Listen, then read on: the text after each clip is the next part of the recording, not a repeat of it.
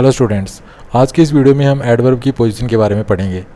हम एक एडवर्ब को सेंटेंस में कहाँ पर यूज़ करते हैं, एक एडवर्ब की एक सेंटेंस में पोजीशन कहाँ पर होती है, ये सब कुछ हम आज की इस वीडियो में पढ़ने वाले हैं। तो एडवर्ब की सेंटेंस में पोजीशन के बारे में पढ़ने से पहले आपको एडवर्ब के डिफरेंट टाइप्स के बारे में पता होना चाहिए। तो अगर आपको एडवर्ब के डिफरेंट टाइप्स के बारे में नहीं पता है तो आप इस आई बटन पर क्लिक करके, मैंने एक वीडियो बना रखा है एडवर्ब के टाइप्स के ऊपर, तो उस वीडियो को देख करके आप एडवर्ब के डिफरेंट टाइप्स के बारे में जानकारी प्राप्त कर सकते हैं। तो जब आपको ये पता चल जाए कि एडवर्ब के डिफरेंट टाइप्स कौन कौन से होते हैं, मींस एडवर्ब ऑफ टाइम क्या होता है, एडवर्ब ऑफ प्लेस क्या होता है, एडवर्ब ऑफ मैनर, तो इस प्रकार के एडवर्ब के डिफरेंट टाइप्स होते हैं। तो जब आपको ये पता चल जाएगा कि ये एडवर्ब इस टाइप की है, तो ये आपको काफ़ी हेल्प करेगा एक एडवर्ब को एक सेंटेंस में यूज़ करने में। तो आइए इस वीडियो में सीखते हैं कि एडवर्ब की एक सेंटेंस में पोजीशन कहाँ पर होती है, एक एडवर्ब को हम सेंटेंस में कहाँ पर यूज़ करते हैं। तो जनरली क्या होता है कि हम एडवर्ब को एक सेंटेंस में उस शब्द से पहले यूज़ करते हैं या उस शब्द के बिल्कुल पास यूज़ करते हैं जिस शब्द को वो एडवर्ब मॉडिफाई करता है। जैसे एग्जांपल देखिए, James often thought of marrying. अब यहाँ पे ये एडवर्ब ऑफन इस थॉट वर्ब के पास रखी हुई है, तो यहाँ पर जो ये ऑफन एडवर्ब है ये इस थॉट को मॉडिफाई कर रही है। नेक्स्ट देखिए, James thought of marrying often, तो यहाँ पर ये जो ऑफन एडवर्ब है ये इस मैरिंग वर्ड के पास रखी हुई है, तो यहाँ पर ये ऑफन एडवर्ब इस मैरिंग को मॉडिफाई कर रही है। तो इस प्रकार से एडवर्ब को एज ए रूल हम उस शब्द के पास रखते हैं जिस शब्द को मॉडिफाई करती है। अगर हमने एडवर्ब को किसी अन्य शब्द के पास रख दिया, मान लीजिए हम एडवर्ब के द्वारा किसी द्वारा मॉडिफाई तो किसी और शब्द को करना चाहते हैं, लेकिन हमने उस एडवर्ब को किसी दूसरे शब्द के पास रख दिया, तो हम वो मीनिंग कन्वे नहीं कर पाएंगे जो मीनिंग हम कन्वे करना चाहते हैं। तो आप इन एग्जाम्पल से समझ गए होंगे कि एडवर्ब को हम किस प्रकार से उसी शब्द के पास रखते हैं जिस शब्द को मॉडिफाई करता है। अब इन एग्जाम्पल्स को लीजिए, जैसे यहाँ पे ओनली जो एडवर्ब है इसको ही के पास रखा गया। तो अगर हम इस सेंटेंस को ऐसे पढ़ें, ओनली ही कैन रीड, तो इसका मतलब ये है कि केवल वो पढ़ सकता है और कोई दूसरा पर्सन नहीं पढ़ सकता। इसी प्रकार से अगर हम कहें ही कैन ओनली रीड, तो यहाँ पर अब ये जो एडवर्ब है ओनली, ये इस रीड वर्ब के पास रखी हुई है, तो ये रीड को मॉडिफाई कर रही है, लेकिन यहाँ पर ये ओनली एडवर्ब ही को मॉडिफाई कर रही थी। ठीक है, तो इस सेंटेंस का मतलब हो गया कि वो केवल पढ़ सकता है, मतलब वो ना तो राइट कर सकता है ना वो स्पीक कर सकता है, केवल वो पढ़ सकता है। तो एडवर्ब को सोच समझकर हमें उसी शब्द के पास रखना चाहिए जिस शब्द को वो मॉडिफाई कर रहा है। हम ये ऑलरेडी पढ़ चुके हैं कि हम एडवर्ब का प्रयोग एडजेक्टिव, एडवर्ब और वर्ब को मॉडिफाई करने के लिए करते हैं। तो जब भी हम किसी एडवर्ब का प्रयोग एडजेक्टिव या एडवर्ब को मॉडिफाई करने के लिए करते हैं, तो हम उस एडवर्ब को उस एडजेक्टिव या उस एडवर्ब से पहले रखते हैं जिस एडजेक्टिव या एडवर्ब को वो मॉडिफाई करता है। जैसे ही इज़ रादर हैंडसम। अब यहाँ पर ये जो रादर एडवर्ब है ये इस हैंडसम को मॉडिफाई कर रहा है, तो हैंडसम यहाँ पे क्या है, एडजेक्टिव है। तो ये जो रादर एडवर्ब है ये इस हैंडसम एडजेक्टिव को मॉडिफाई कर रहा है, तो ये इस एडजेक्टिव से पहले रखा है। नेक्स्ट देखिए, Suresh did not run very fast, तो यहाँ पर जो फास्ट है ये एक एडवर्ब है। यहाँ पे ये जो फास्ट वर्ड है ये एक एडवर्ब है यहाँ पे, और इस एडवर्ब को मॉडिफाई करने के लिए दूसरी एडवर्ब का हमने प्रयोग किया है। तो जो दूसरी एडवर्ब है हम उसको जिस एडवर्ब को ये मॉडिफाई कर रहा है उस एडवर्ब से पहले रखेंगे। मींस जो वेरी एडवर्ब है ये इस फास्ट एडवर्ब को मॉडिफाई कर रहा है, तो यहाँ हम इस वेरी एडवर्ब को इस फास्ट से पहले रखेंगे। नेक्स्ट देखिए, you can speak much louder than I, तो यहाँ पर जो ये मच एडवर्ब है ये इस लाउडर को मॉडिफाई कर रहा है। लाउडर यहाँ पे एडजेक्टिव है, तो यहाँ पे ये जो एडवर्ब है क्योंकि ये इस एडजेक्टिव को मॉडिफाई कर रहा है, तो ये मच एडवर्ब इस एडजेक्टिव से पहले रखा है। तो जब भी कोई एडवर्ब किसी एडजेक्टिव या एडवर्ब को मॉडिफाई करता है, तो उस एडवर्ब को उस एडजेक्टिव या एडवर्ब से पहले रखते हैं। ठीक है, जैसे यहाँ पर इन तीनों एग्जांपल्स की बात क्लियर हो रही है कि यहाँ पर इस एडजेक्टिव को मॉडिफाई कर रहा है ये एडवर्ब, तो ये जो रादर एडवर्ब है ये इस एडजेक्टिव से पहले है। यहाँ पर जो ये वेरी एडवर्ब है ये इस फास्ट एडवर्ब को मॉडिफाई कर रहा है, तो यहाँ पर ये वेरी एडवर्ब इस फास्ट से पहले है। यहाँ पर ये मच जो एडवर्ब है ये इस एडजेक्टिव को मॉडिफाई कर रहा है, तो यहाँ पर इस एडजेक्टिव से पहले ये एडवर्ब रखी हुई है। लेकिन आपको इनफ को ध्यान रखना है। इनफ का प्रयोग जब किसी एडजेक्टिव को मॉडिफाई करने के लिए किया जाता है, तो इनफ को हम उस एडजेक्टिव के बाद रखते हैं। यहाँ पर तो क्या करते थे कि अगर कोई एडवर्ब किसी एडजेक्टिव को मॉडिफाई कर रहा है तो उस एडवर्ब को उस एडजेक्टिव से पहले रखते थे। जैसे यहाँ पे यहाँ पे, ठीक है। ये जो रादर और मच जो एडवर्ब्स हैं ये इन एडजेक्टिव को मॉडिफाई कर रहे थे, तो इन एडजेक्टिव से पहले हम इस एडवर्ब को रख रहे थे। लेकिन इनफ के साथ केस थोड़ा अलग होता है। इनफ अगर किसी एडजेक्टिव को मॉडिफाई करता है तो इनफ को उस एडजेक्टिव के बाद रखा जाता है। जैसे you are wise enough to understand this problem, यहाँ पर वाइज एडजेक्टिव है और ये जो इनफ एडवर्ब है ये इस वाइज एडजेक्टिव को मॉडिफाई कर रही है। तो क्योंकि ये इनफ एडवर्ब हम यूज़ कर रहे हैं यहाँ पर, तो इनफ को एडजेक्टिव के बाद यूज़ करेंगे। इसी प्रकार से देखिए he is strong enough to lift this box, तो यहाँ पर ये स्ट्रॉन्ग यहाँ पे एडजेक्टिव है और ये जो इनफ यहाँ पे एडवर्ब है। तो ये एडवर्ब इस स्ट्रॉन्ग जो कि एडजेक्टिव है उसको मॉडिफाई कर रहा है। तो ये जो इनफ एडवर्ब है इसको हमने इस एडजेक्टिव के बाद रखा है। तो बस आपको इतना ध्यान रखना है कि अगर हम किसी एडवर्ब का प्रयोग किसी एडजेक्टिव एडवर्ब का प्रयोग किसी एडजेक्टिव या एडवर्ब को मॉडिफाई करने के लिए करते हैं तो उस एडवर्ब को उस एडजेक्टिव या एडवर्ब जिसको मॉडिफाई कर रहा है उससे पहले रखते हैं, ठीक है, उससे पहले रखते हैं। पहली पॉइंट तो हमने ये देखा है और ये यहाँ पे क्लियर ही हो गया है ये इन 3 एग्जाम्पल से। लेकिन आपको ध्यान रखना है कि अगर हम इनफ एडवर्ब यूज़ कर रहे हैं किसी एडजेक्टिव को मॉडिफाई करने के लिए, तो वो जो इनफ एडवर्ब है आपको उस एडजेक्टिव के बाद लगानी है, ठीक है। ये एडजेक्टिव पहले होगा और इनफ एडवर्ब बाद में होगी। बस आपको ये पॉइंट याद रखना है।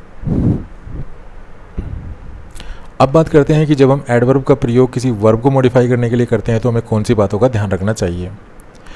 तो इसके लिए हमें वर्ब देखनी होगी कि वर्ब ट्रांजिटिव है या इंट्रांजिटिव है, वर्ब के बाद में ऑब्जेक्ट है या नहीं है, वर्ब कितने शब्दों से मिलकर बनी है, ठीक है ना। ये कुछ पॉइंट्स हैं जो हमें माइंड में रखने चाहिए। लेकिन इससे पहले हमें पता होना चाहिए कि जो एडवर्ब हम यूज़ कर रहे हैं तो वो एडवर्ब ऑफ मैनर है या प्लेस है या टाइम है। तो इस प्रकार के जो एडवर्ब के टाइप्स हैं इनके बारे में भी हमें पता होना चाहिए। तो अगर हम एडवर्ब ऑफ मैनर, प्लेस या टाइम यूज़ कर रहे हैं, ठीक है, फिर देख लीजिए, अगर हम एडवर्ब ऑफ मैनर, प्लेस या टाइम यूज़ कर रहे हैं और अगर हमारे सेंटेंस में जो वर्ब है वो इंट्रांजिटिव वर्ब है। इंट्रांजिटिव वर्ब का मतलब है कि उस वर्ब के बाद कोई ऑब्जेक्ट नहीं है। तो हम क्या करेंगे, तो अगर हम एडवर्ब ऑफ मैनर, प्लेस या टाइम में से कोई भी एडवर्ब किसी सेंटेंस में यूज़ कर रहे हैं और उस सेंटेंस में वर्ब इंट्रांजिटिव है, तो वो एडवर्ब ऑफ मैनर, प्लेस या टाइम उस इंट्रांजिटिव वर्ब के बाद प्रयोग की जाती है। जैसे ये एग्जांपल देखिए, वी लाफ्ड हार्टली, तो यहाँ पर ये इंट्रांजिटिव वर्ब है और एडवर्ब ये जो हार्टली है ये एडवर्ब ऑफ मैनर है, तो ये इसके बाद है। नेक्स्ट देखिए, सी वेप्ट बिटरली, यहाँ पर ये इंट्रांजिटिव वर्ब है, ठीक है, यहाँ पर ये इंट्रांजिटिव वर्ब थी, ये इंट्रांजिटिव वर्ब है और इसके बाद जो एडवर्ब है ये एडवर्ब ऑफ मैनर है। बिटरली जो है एडवर्ब ऑफ मैनर है, तो इसके बाद रखी हुई है ये। उसके बाद ही प्लेड वेल, तो यहाँ पे जो प्लेड है ये यहाँ पे इंट्रांजिटिव वर्ब की तरह प्रयोग की गई है और जो वेल है ये एडवर्ब ऑफ मैनर है, तो इसको इसके बाद रखा गया है।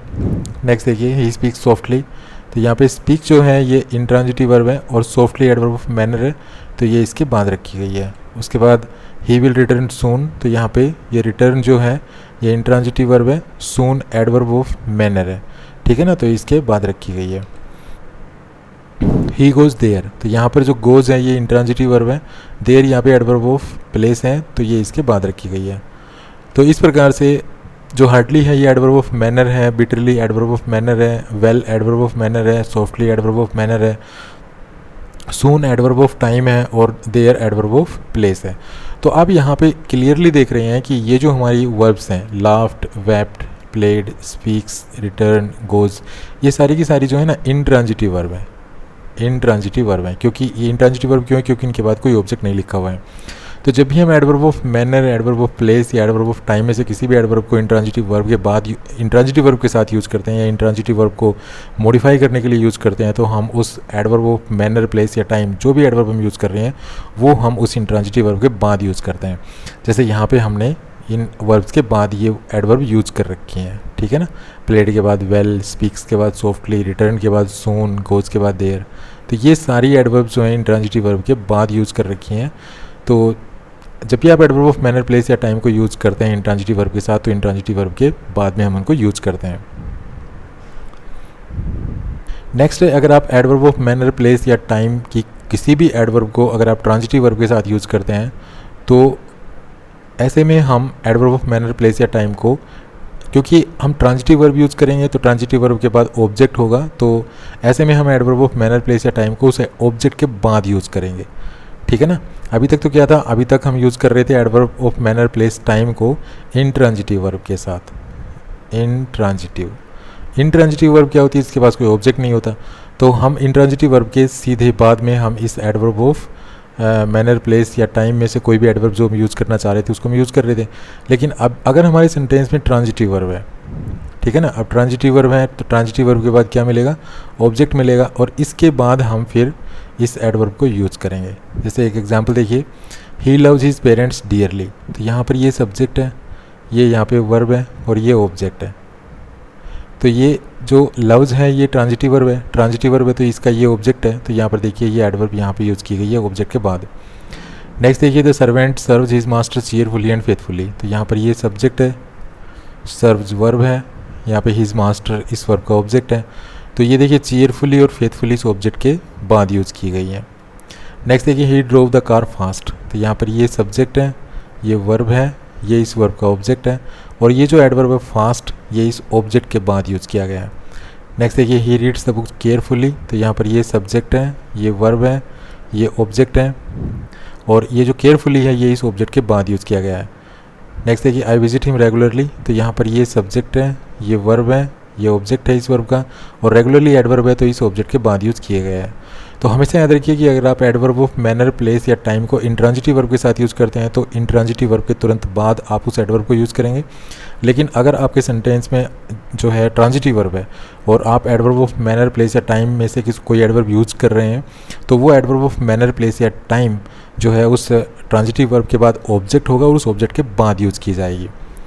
जैसे आप यहाँ पे देख रहे हैं ये ऑब्जेक्ट है, ऑब्जेक्ट के बाद वर्ब है, यहाँ पर ये ऑब्जेक्ट है, ऑब्जेक्ट के बाद वर्ब है, यहाँ पर ये ऑब्जेक्ट है, ये ऑब्जेक्ट के बाद जो है एडवर्ब है, यहाँ पर ये ऑब्जेक्ट है, ऑब्जेक्ट के बाद एडवर्ब है, यहाँ पर ये ऑब्जेक्ट है,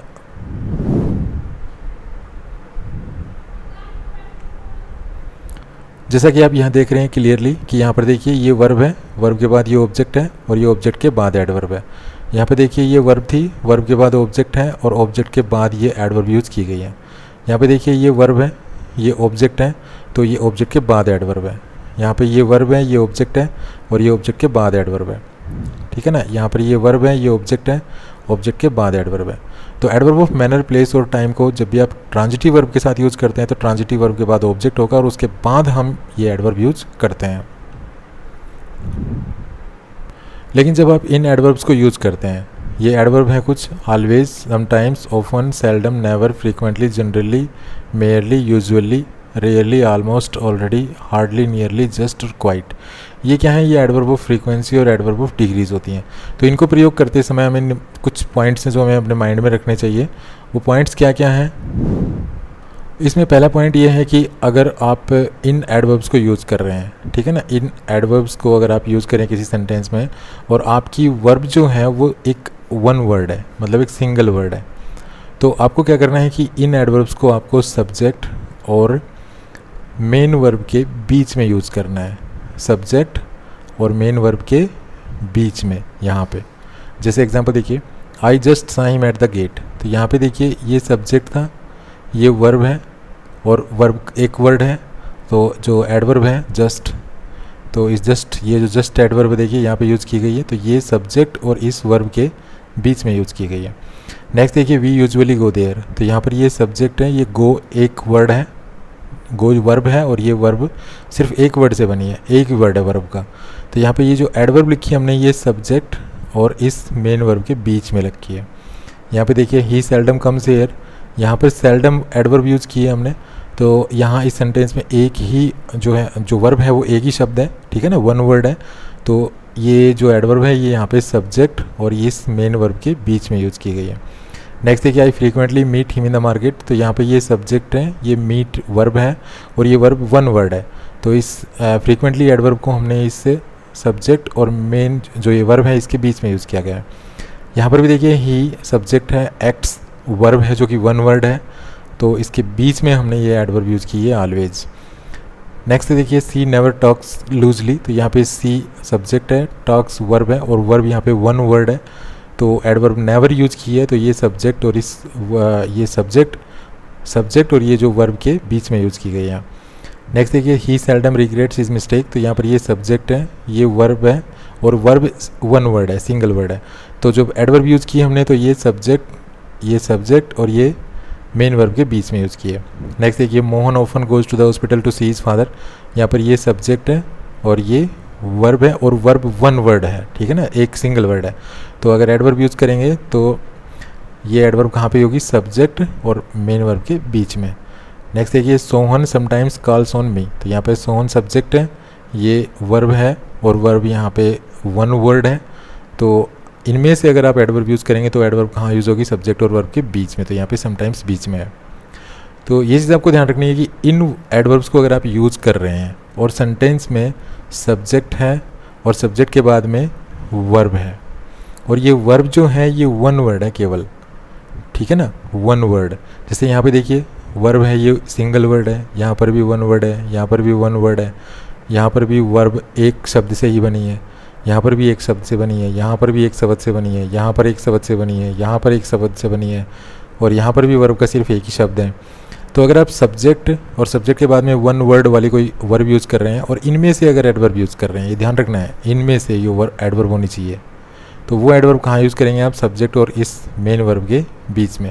जैसे यहाँ पर आप देख पा रहे हैं, यहाँ पर ये एडवर्ब सारी सब्जेक्ट और वर्ब के बीच में यूज़ की गई हैं। देखिए ये सारी जो एडवर्ब्स हैं ये सब्जेक्ट और वर्ब के बीच में यूज़ की गई हैं। हमने क्या सीखा है कि अगर इन एडवर्ब्स को हम ऐसे सेंटेंस में यूज़ करते हैं जिनमें जो वर्ब है वो वन वर्ड है, तो हम इन एडवर्ब्स को सब्जेक्ट और उस वन वर्ड वाली जो वर्ब है उसके बीच में यूज़ करते हैं।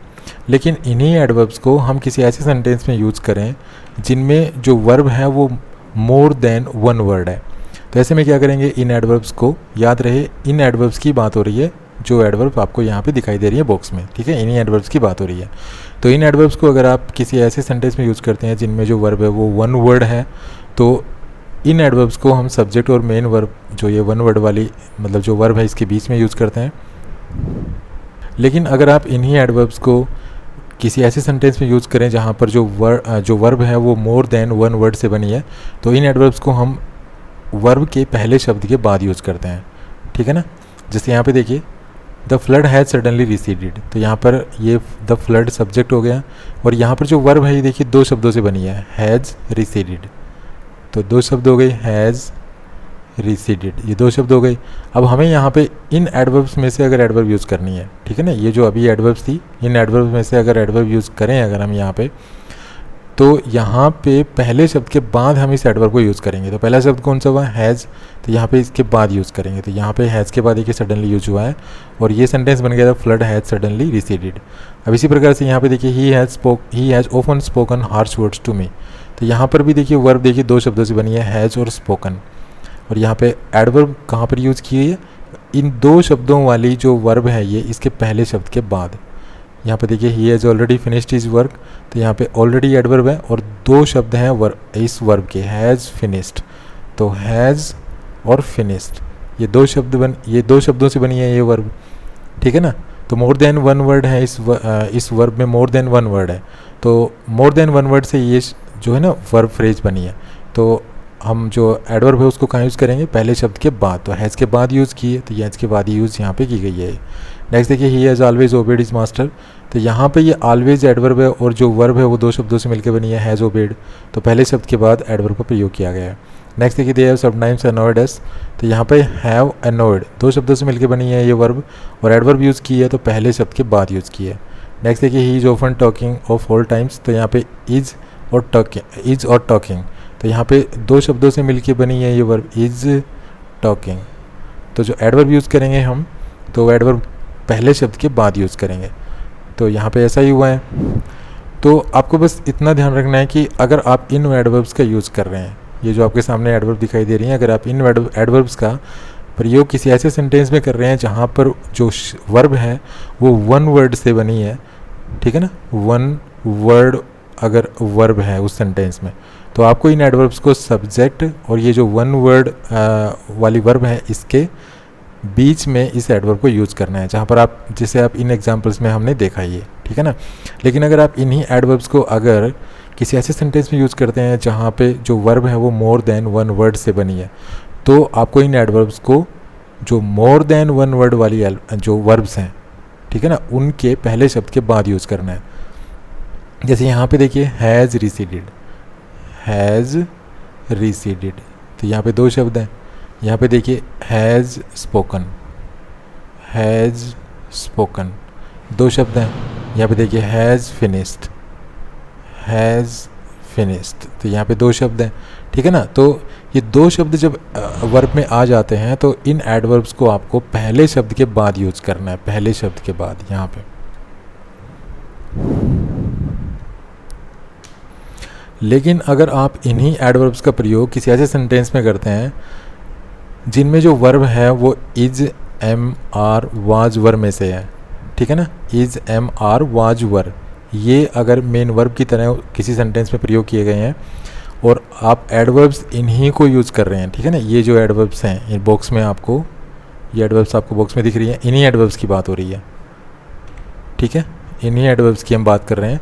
तो इन्हीं एडवर्ब को अगर आप किसी ऐसे सेंटेंस में यूज़ कर रहे हैं जिनमें main verb is, am, are, was, were में से है, तो ये एडवर्ब्स ये जो वर्ब हैं इज, एम, आर, वाज, वर, इनके बाद यूज होती हैं। जैसे आई एम ऑलवेज रेडी, तो यहाँ पे एम है, एम के बाद ऑलवेज का प्रयोग किया गया है। यू आर ऑफन लेट, तो यहाँ पे ऑफन एडवर्ब है, आर के बाद यूज हुआ है। We were never happy there, तो यहाँ पे ये नेवर एडवर्ब है तो वर्ब के बाद यूज हुआ है। यू आर नेवर लेट, तो यहाँ पे आर के बाद एडवर्ब यूज हुई है। उसी प्रकार सी इज़ ऑफन एब्सेंट, तो यहाँ पे इसके बाद ऑफन एडवर्ब का प्रयोग हुआ है। तो इन एडवर्ब्स को अगर आपको किसी ऐसे सेंटेंस में यूज़ करना है जिस सेंटेंस में is, am, are, was, were main verb की तरह प्रयोग किए गए हैं, तो इन एडवर्ब्स को आपको इज, एम, आर, वाज, वर के बाद प्रयोग करना चाहिए। उसके बाद अगर किसी सेंटेंस में main verb has to, have to, had to, use to या ought टू है और आप इन्हीं एडवर्ब्स का यूज़ कर रहे हैं जो हमने अभी थोड़ी देर पहले डिस्कस की थी, इन्हीं एडवर्ब्स की बात हो रही है। इन्हीं एडवर्ब को अगर आप यूज़ कर रहे हैं और हमारी जो सेंटेंस में मेन वर्ब है वो has to, have to, had to या यूज टू या ought टू में से है, तो इन एडवर्ब्स को हम इन मेन वर्ब से पहले यूज़ करते हैं। जैसे I often have to go to by bus, तो यहाँ पे हैव टू वर्ब है, यहाँ पे यूज टू वर्ब है, यहाँ पे हैज़ टू वर्ब है। तो ये जो एडवर्ब है ये हैव टू से पहले है, यहाँ पे यूज टू से पहले है, यहाँ पे हैज़ टू से पहले है। तो अगर आपको इन एडवर्ब्स को इन सेंटेंस में यूज़ करना है जिसमें has to, have to, had to, use to, ought to main verb की तरह प्रयोग हुए हैं, तो इन एडवर्ब्स को आपको इन मेन वर्ब से पहले प्रयोग करना होगा।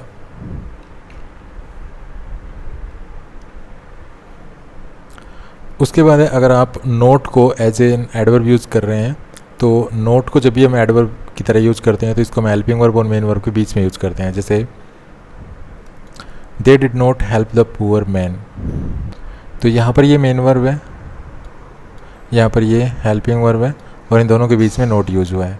नेक्स्ट है he has not done his homework, तो यहाँ पर ये मेन वर्ब है, ठीक है, यहाँ पर ये हेल्पिंग वर्ब है, इसके बीच में देखिए नोट यूज हुआ है।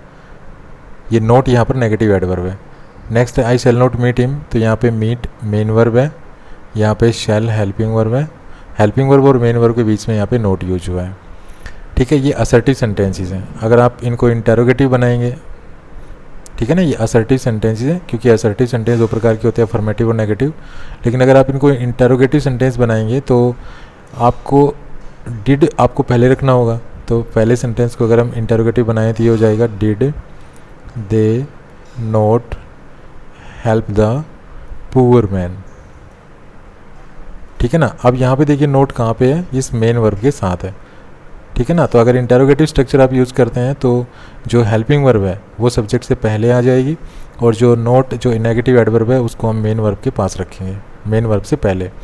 लेकिन अगर आप इसकी कॉन्ट्रैक्टेड फॉर्म यूज़ करेंगे डिड नॉट की, तो डिड नॉट की कॉन्ट्रैक्टेड फॉर्म होती है डिडेंट, तो ये हो जाएगा didn't they help the poor man. तो आपको इन चीज़ों का ध्यान रखना है। नेक्स्ट है हम एडवर्ब को सेंटेंस के शुरू में कब रखते हैं। तो देखिए हम एडवर्ब को किसी सेंटेंस के शुरू में तब रखते हैं जब ये पूरे सेंटेंस को क्वालिफाई करता है। एग्जांपल देखिए luckily he escaped this accident, तो यहाँ पर ये लकीली एडवर्ब इस पूरे सेंटेंस को क्वालिफाई कर रही है, तो इसको सेंटेंस के शुरू में रखा गया है। नेक्स्ट है unfortunately he fail and missed his exam. तो यहाँ पर ये अनफॉर्चुनेटली एडवर्ब पूरे सेंटेंस को मॉडिफाई कर रही है, तो इसलिए इसको सेंटेंस के शुरू में रखा गया है। तो जब भी कोई एडवर्ब पूरे सेंटेंस को क्वालिफाई करती है तो हम उस सिचुएशन में उस एडवर्ब को सेंटेंस के शुरू में रखते हैं। Only is very important adverb and its position in a sentence changes the whole meaning of the sentence. जो ओनली एडवर्ब होती है ये काफ़ी इंपॉर्टेंट एडवर्ब होती है और सेंटेंस में इसकी जो पोजीशन होती है वो पूरे सेंटेंस के मीनिंग को चेंज कर सकती है। इसलिए it should be carefully placed before or after the word it is intended to qualify. इसलिए जिस शब्द को ये मॉडिफाई करती है उस शब्द के साथ इसको थोड़ा सा केयरफुली हमें यूज़ करना चाहिए। जैसे एग्जांपल देखिए, ओनली आई सा दिस बुक। इसका मतलब क्या है कि केवल मैंने किताब देखी और किसी ने नहीं देखी, क्योंकि ओनली को आई से पहले रखा हुआ है, तो ये आई को मॉडिफाई कर रही है कि केवल मैंने, ठीक है ना, और किसी ने किताब नहीं देखी, केवल मैंने किताब देखी। नेक्स्ट देखिए, आई ओनली सा हिज बुक। तो ओनली को अब रखा गया है वर्ब के साथ, तो ये कह रहा है कि मैंने केवल उसकी किताब देखी, ठीक है ना, मैंने उसकी किताब केवल देखी, मतलब मैंने उसको टच नहीं किया। नेक्स्ट देखिए, आई सा ओनली हिज बुक। तो यहाँ पे ओनली अब रखी है हिज बुक से पहले, तो ये हिज बुक को मॉडिफाई कर रही है अब। तो इसका मतलब क्या हुआ कि आई सा ओनली हिज बुक, मतलब मैंने उसकी किताब देखी केवल और किसी की किताब नहीं देखी। नेक्स्ट है आई सा हिज ओनली बुक। तो यहाँ पे ओनली को अब रखा गया है इस बुक से पहले, मतलब यहाँ पे रखा गया था इस हिज से पहले इसको रखा गया था। तो ओनली हिज बुक मतलब और किसी की बुक नहीं देखी, मैंने केवल इसकी बुक देखी, किसी पर्सन है उसकी बुक देखी। लेकिन यहाँ पे जो ओनली है अब इसको बुक से पहले रख दिया गया, तो ये बुक को मॉडिफाई कर रहा है। तो इसका मतलब क्या हुआ कि मैंने केवल उसकी एकमात्र बुक देखी, मतलब उसके पास केवल एक ही बुक थी और वो मैंने देखी। नेक्स्ट है आई सा हिज बुक ओनली, कि यहाँ पर जो ओनली है ये अब इस बुक से पहले ये इस बुक को मॉडिफाई कर रहे हैं। तो यहाँ पे इसका मतलब क्या हुआ, आई सा हिज बुक ओनली। तो इसका मतलब क्या है, मैंने उसके पेन को नहीं देखा, पेंसिल को नहीं देखा, केवल बुक को देखा। तो जब भी हम ओनली को किसी सेंटेंस में यूज़ करते हैं तो हमें इसको केयरफुली यूज़ करना चाहिए, क्योंकि इसका जो प्रयोग है वो सेंटेंस के पूरे सेंटेंस की मीनिंग को चेंज कर सकता है। तो thanks for watching this video, happy learning, bye bye.